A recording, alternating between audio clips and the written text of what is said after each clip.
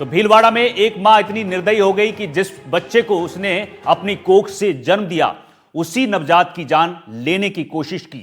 लोक लाज की ऐसी शर्म कि इसके लिए बाप बेटी ने मिलकर बच्चे के साथ जो किया वो कोई कभी सोच नहीं सकता है। बच्चे को खुले आसमान के नीचे छोड़ दिया, उसकी आवाज कोई सुन ना पाए, इसके लिए नवजात के मुंह पर पत्थर ठूस दिए गए। और क्या है पूरी कहानी, ये जानने के लिए हमारी एक खास रिपोर्ट आप देखिए।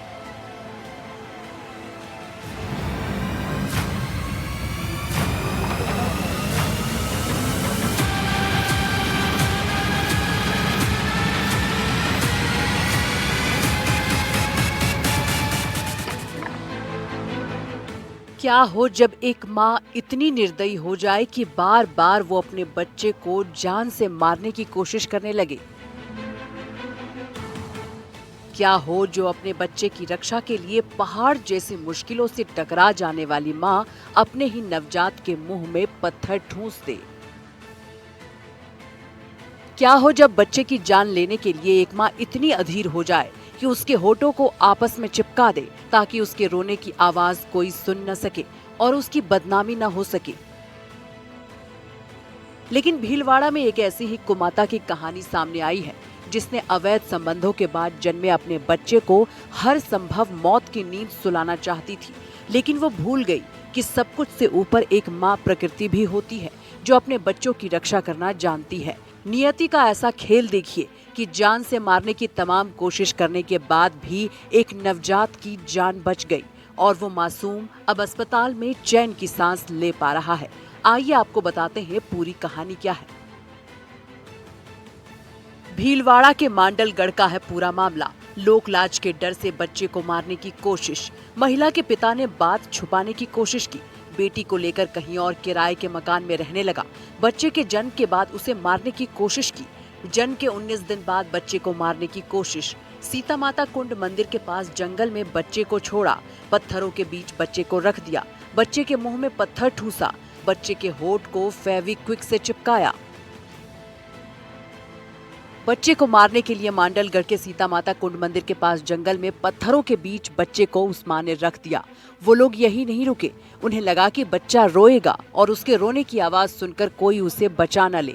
ये सोचकर उन्होंने बड़ी निर्दयता से उसके मुंह में पत्थर ठूस दिया और तो और उसकी चीखें बाहर न निकले, इसके लिए उन्होंने बच्चे के होठों को फेविक्विक से चिपका दिया और फिर पत्थरों के बीच इस मासूम को वो निर्दयी माँ छोड़कर चली गई, इस भरोसे से कि वो थोड़ी देर में खुद ही मर जाएगा, इस उम्मीद से कि बच्चे की मौत के बाद उसका कुछ नहीं बिगड़ेगा।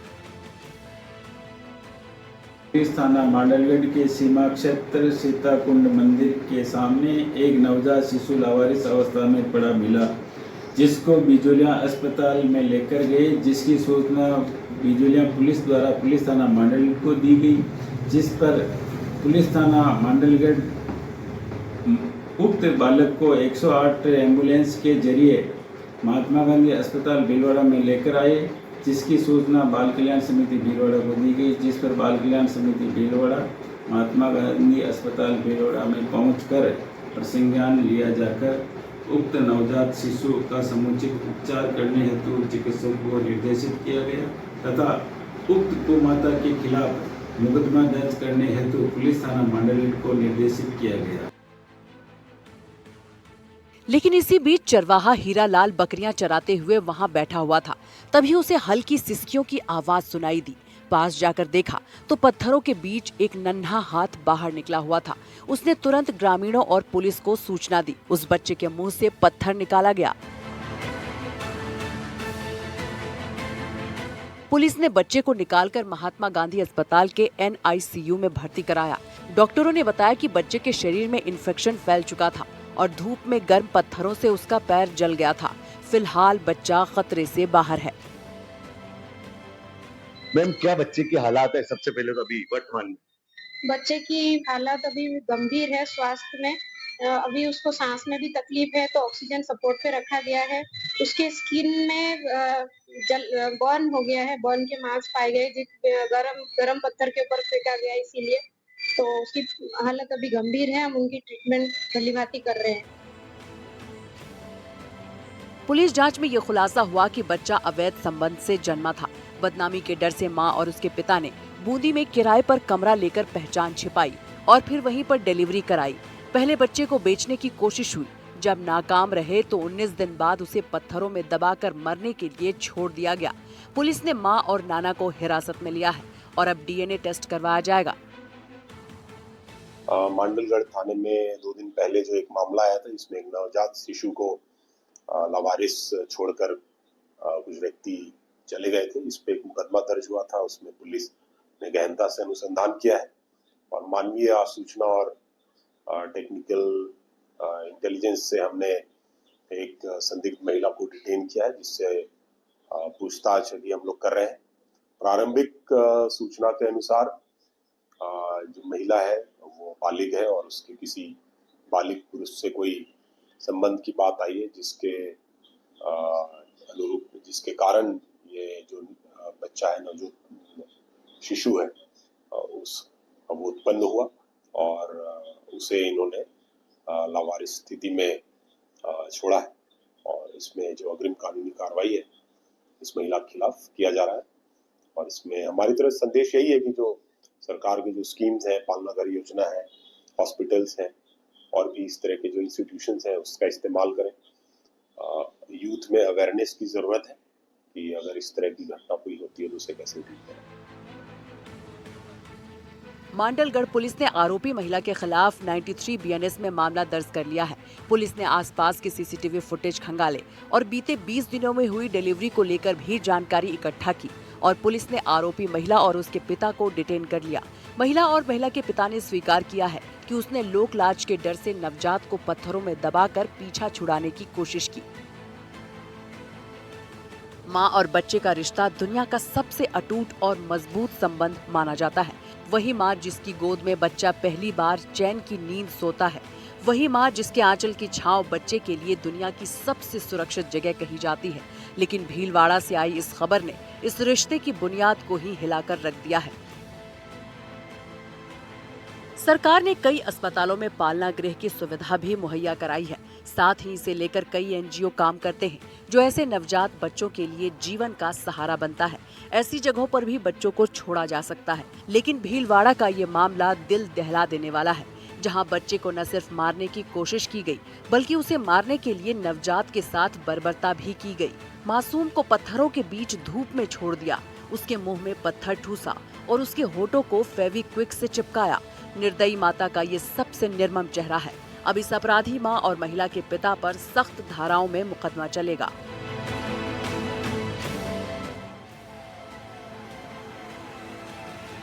राजस्थान का पोखरण जो परमाणु शहर के नाम से जाना जाता है, वहां हर आए दिन चोरी हो रही है और लोगों के घरों में 50 लाख तक के सामान और कैश की चोरी से लोग परेशान हैं।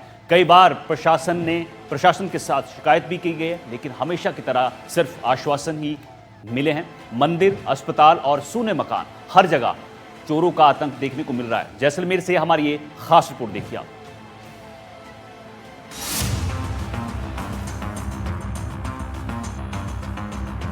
राजस्थान के जैसलमेर जिले के पोखरण में दिन ब दिन चोरों के हौसले बुलंद होते जा रहे हैं। हालात ये है कि आम जन ही नहीं बल्कि धर्म स्थलों और यहाँ तक कि पुलिस कर्मियों के घर भी चोरों के निशाने पर हैं। पिछले 1 महीने से 1.5 महीने में करीब 1 दर्जन से ज्यादा चोरी की वारदातें सामने आई हैं। वहीं हॉस्पिटल में जेब कतरे की वारदातें तो आम बात बन गई है। जैसलमेर का पोखरण विधानसभा क्षेत्र विश्व स्तर पर परमाणु परीक्षण की धरती के रूप में अपनी पहचान रखता है, लेकिन अब ये परमाणु नगरी के साथ साथ चोरों की नगरी बन गई है। यहाँ चोरों और नकबजनी की घटनाओं में लगातार इजाफा हो रहा है। पिछले 3 साल का रिकॉर्ड देखें तो पुलिस महज 2 से 3 बड़ी वारदातों का ही खुलासा कर पाई है। नतीजा ये है कि चोर बेलगाम है और पुलिस पर सवाल खड़े हो रहे हैं। 3 महीने पहले शहर के हनुमान मंदिर में चोरों ने करीब 4 लाख की चोरी की वारदात को अंजाम दिया था। शिकायत आईजी से लेकर एसपी तक पहुंची, एफआईआर भी दर्ज हुई, लेकिन आज तक पुलिस के हाथ खाली हैं। मंदिर के पुजारी कहते हैं कि अब आखिरी बार पुलिस प्रशासन से मिलेंगे, नहीं तो आंदोलन करेंगे।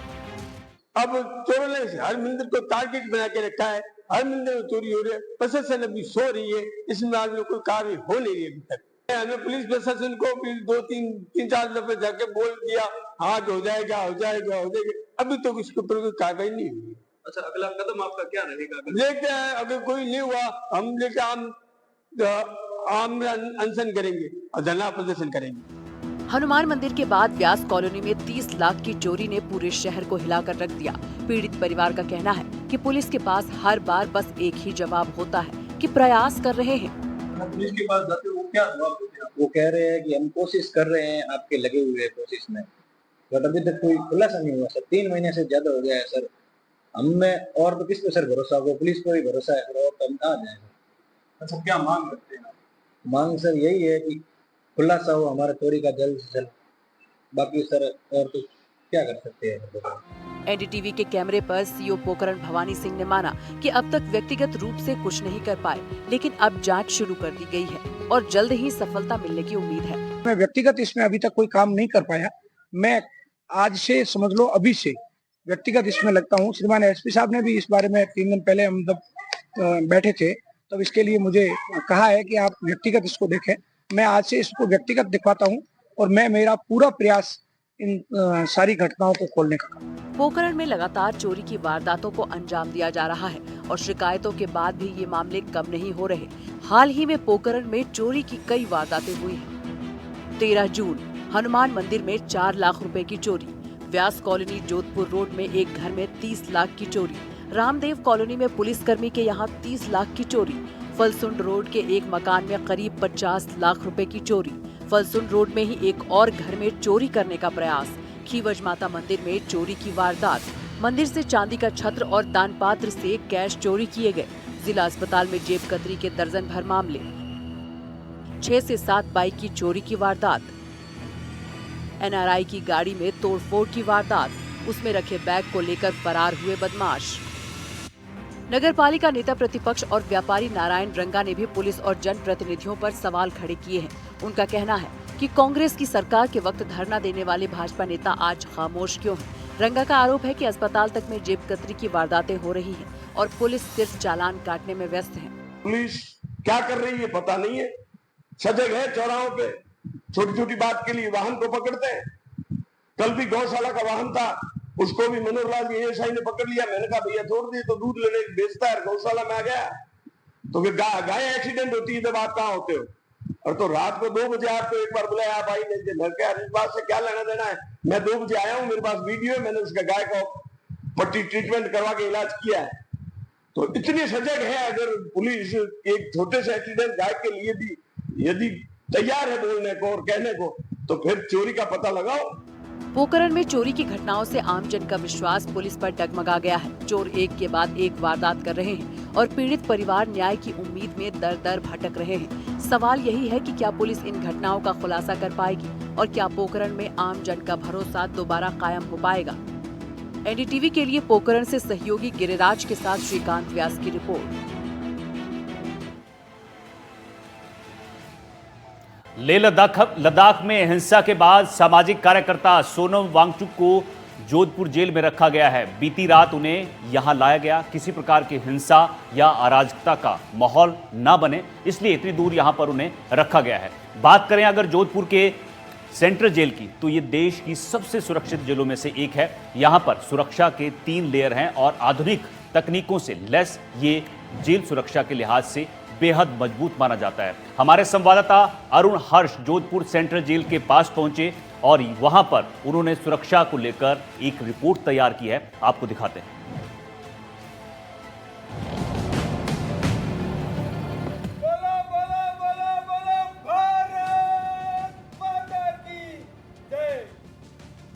लेह लद्दाख में हुई हिंसा के बाद सामाजिक कार्यकर्ता सोनम वांगचुक को शुक्रवार रात करीब 9 बजे जोधपुर की सेंट्रल जेल में लाया गया, जहां उन्हें कड़ी सुरक्षा में रखा गया है।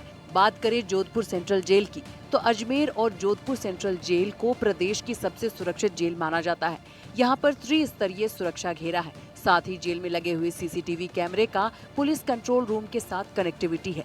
यही कारण है कि पहले भी कई मामलों में आरोपियों को जोधपुर की सेंट्रल जेल में रखा गया था।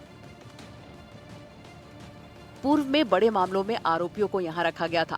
कश्मीरी अलगाववादियों को भी यहां रखा गया था। वर्तमान में आसाराम को भी यहीं रखा गया। लॉरेंस बिश्नोई भी इसी जेल में रखा गया। दरअसल देश की सुरक्षित जेलों में से एक राजस्थान की जोधपुर और अजमेर की घुघरा जेल मानी जाती है। जोधपुर सेंट्रल जेल में मुख्य गेट से लेकर जेल के अंदर तक जाने तक त्रिस्तरीय सुरक्षा घेरा है, जहां आरएसी के जवानों, पुलिस और जेल कर्मी कड़ी नजर बनाए रखते हैं। और लद्दाख की जो हमारी धरती है, जहां देशभक्ति हर बच्चे के खून में है, उस धरती के हमारे साथी सोनम जी वांगचुक साहब को जो सरकार ने गिरफ्तार किया है, निश्चित रूप से वो कानून के तहत ही गिरफ्तार किया होगा। लेकिन हमारा पुरजोर शब्दों में यह सत्याग्रह है कि कारगिल के युद्ध के समय जिस धरती के पशुपालकों तक ने इस बात की जानकारी दी कि पाकिस्तान की तरफ से घुसपैठिए भारत की जमीन पर घुस गए हैं, उनकी देशभक्ति पर किसी मोदी को, किसी राहुल गांधी को शंका करने का कोई कारण नहीं है। सोनम वांगचुक का हम हृदय से वीरों की धरती राजस्थान में हार्दिक स्वागत और अभिनंदन करते हैं। पुलिस और जवानों का ये सुरक्षा घेरा कोई भेद नहीं सकता। जवानों के साथ साथ यहाँ पर आधुनिक तकनीक भी बेहद कारगर तरीके से काम करती है। जेल कर्मियों और पुलिस कर्मियों की सजगता से ये देश के सबसे सुरक्षित जेलों में से एक है। दरअसल सामाजिक कार्यकर्ता सोनम वांगचुक को लद्दाख से दूर रखने के उद्देश्य से यहाँ रखा गया है, ताकि होने वाली संभावित विरोध प्रदर्शन को रोका जा सके और उनके समर्थकों को नियंत्रित किया जा सके। इस घटना के विरोध में राजस्थान के सुजानगढ़ से आए सामाजिक कार्यकर्ता विजय पाल ने जोधपुर सेंट्रल जेल के बाहर नारेबाजी भी की। भारत माता की जय। आधुनिक सुरक्षा तकनीकों से लैस ये जेल पूरी तरह से सुरक्षित माना जाता है। देश में शांति व्यवस्था बनाए रखने के लिए सोनम वांगचुक को यहाँ पर रखने का फैसला किया गया है।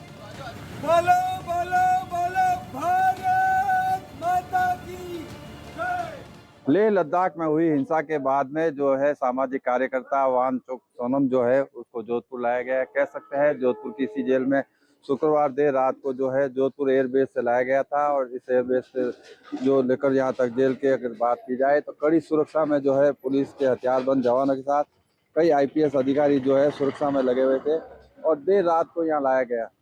जोधपुर सेंट्रल जेल की विशेषता ये है कि राजस्थान में अगर बात की जाए जोधपुर सेंट्रल जेल और अजमेर की घुघरा जेल है वो सबसे सुरक्षित जेलों में मानी जाती है। और यहाँ का अगर इतिहास देखा जाए, तिहाड़ के बाद अगर जोधपुर जेल की बात की जाए तो यहाँ कई कश्मीरी उग्रवादियों को यहाँ रखा गया था, अफगानी जो कैदी थे उनको रखा गया था, इंडियन मुजाहिदीन के जो है आरोपी उनको रखा गया था। और बात की जाए तो फिल्म स्टार जो है सलमान खान सहित आसाराम इस जेल में अभी रहते हैं। अगर बात की जाए सलमान खान 5 दिन रहा था, लेकिन आसाराम अभी भी जोधपुर की सेंट्रल जेल में सजा काट रहा है। इसके अलावा इस जेल की विशेषता ये है कि इस जेल में त्रिस्तरीय जो है सुरक्षा है। ये मुख्य द्वार है जहाँ पर आप देख सकते हैं आरएसी के जवान है, हथियारबंद जवान जो है लगातार यहाँ पहरा देते हैं। रजिस्टर में एंट्री की जाती है, उसके बाद में एक गेट आगे है और उसके अंदर एक गेट है, यानी किलरनुमा जो जेल बनी हुई है उसके चारों तरफ जो है सीसीटीवी कैमरे लगे हैं। छत की जो है दीवार है वहाँ पर जो है आरएसी के जवान हथियारबंद खड़े रहते हैं और पहरा देते हैं। साथ ही साथ अगर बात की जाए ये जो सीसीटीवी कैमरे दिखाई दे रहे हैं, जो सीसीटीवी है इनका कनेक्शन जेल के अंदर तो है ही, साथ ही साथ इनका कनेक्शन है जोधपुर के पुलिस कंट्रोल रूम से भी है, यानी 2 जगह पर इन कैमरों से निगरानी की जाती है। और सोनम वांगचुक को जब से लाया गया है उन्हें भी कैमरों की निगरानी में रखा गया है। रात को लाने के बाद में उनका जो है मेडिकल चेकअप किया गया और साथ ही साथ जो है अधिकारियों जो औपचारिकता होती है जेल मैन्यूल के अकॉर्डिंग उसको जो है पूरी की गई। सुबह सोनम वांगचुक उठ चुके हैं, लेकिन जेल की जो दिनचर्या है उसके हिसाब से उनकी जो है प्रशासन जो है उनको नाश्ता से लेकर तमाम वो चीज़ें उपलब्ध करवा रहे हैं। हालांकि अभी तक इस बात की पुष्टि नहीं हुई है कि जेल में वो खाना खा रहे हैं या नाश्ता कर रहे हैं या चाय पी रहे हैं, इसकी पुष्टि नहीं हुई है। लेकिन कह सकते हैं इस जेल में जो जेल नियम है उसके अकॉर्डिंग सारा जेल प्रशासन कार्रवाई कर रहा है। लेकिन बात की जाए प्रशासन की, प्रशासन लगातार इस मामले को लेकर जो है गंभीरता बरतते और सुरक्षा बरतते हुए मीडिया से बातचीत नहीं कर रहा है। लेकिन जो हमारे सूत्र है उन्होंने बताया कि देर रात को जब लाया गया था उसके बाद मेडिकल चेकअप के साथ साथ जो एटीएस सेल है आसाराम की बैरक के पास में वहां पर उसको रखा गया है। और निश्चित रूप से कह सकते हैं कि इतनी दूर लेह लद्दाख से लाने का कारण ये है कि यहाँ पर एक तो उनके समर्थक नहीं आ सकते और दूरी होने की वजह से और सिक्योर्ड होने की वजह से कह सकते हैं जोधपुर से जेल में उनको शिफ्ट किया गया है। जोधपुर से एनडीटीवी के लिए अरुण हर्ष की रिपोर्ट। जयपुर सेंट्रल जेल के सुरक्षा घेरे को तोड़ने की वारदातें सामने आ चुकी हैं। बीते हफ्ते इसी जेल से पाइप का सहारा लेकर 2 कैदी फरार हो गए थे और इसी जेल में 2 कैदियों के पास से 2 मोबाइल बरामद हुए थे। एक बार फिर जयपुर सेंट्रल जेल सवालों के घेरे में। देखिए हमारी ये खास रिपोर्ट।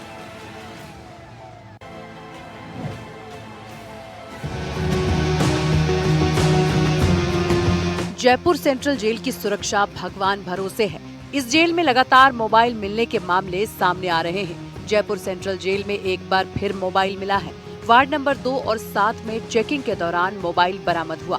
ये मोबाइल फोन 2 कैदियों के पास मिला है। आपको जानकर हैरानी होगी कि 4 साल में 39 मोबाइल बरामद हो चुके हैं। इस साल अब तक 11 मोबाइल मिले हैं। 2022 में 6 मोबाइल बरामद, 2023 में 9, 2024 में 13 और 2025 में 11 मोबाइल बरामद हुए हैं। इस मामले में कई बार जेल कर्मियों की मिलीभगत की बात भी सामने आ चुकी है। जेल से अपराधियों द्वारा धमकी की कई खबरें सामने आती हैं। आप सोच रहे होंगे कि जेल में सेंधमारी का ये धंधा कैसे चलता है। ड्रोन के जरिए देर रात में गिराए जाते हैं। दीवार के पार से रुई में बांधकर फेंके जाते हैं। जेल कर्मचारियों की मिलीभगत और उनकी मदद से मोबाइल फेंके जाते हैं। जेल में जैमर नहीं होने के कारण नेटवर्किंग में आसानी होती है। जेल की ऊंचाई भी कम होना एक बड़ा कारण है और जेल प्रशासन द्वारा जेल आने जाने वाले लोगों की निगरानी में भी लापरवाही की बात सामने आई है। हाल ही में पाइप का सहारा लेकर जेल से 25 फीट की दीवार फांदकर 2 कैदी फरार हो गए थे और अब जेल में मोबाइल मिलने से एक बार फिर जयपुर सेंट्रल जेल एक बार फिर सवालों के घेरे में है। Bureau report, NDTV Rajasthan. तो हथकड़ी में आज के लिए मेरे साथ इतना ही। नमस्कार।